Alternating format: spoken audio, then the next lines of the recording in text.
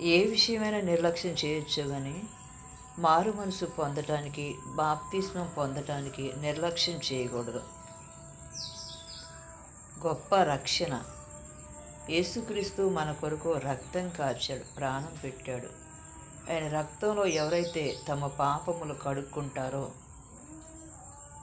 యేసుక్రీస్తు నామాన్ని విశ్వసించి మారు మనసు పొంది బాప్తిస్మం పొందుతారో వాళ్ళు నిత్య రాజ్యానికి వారసులుగా ఉంటారు.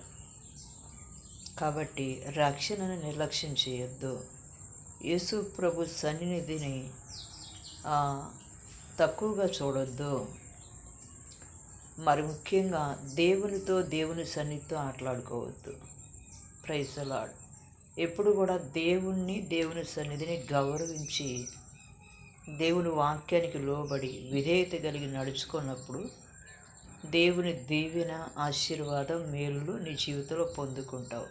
Praise the lord.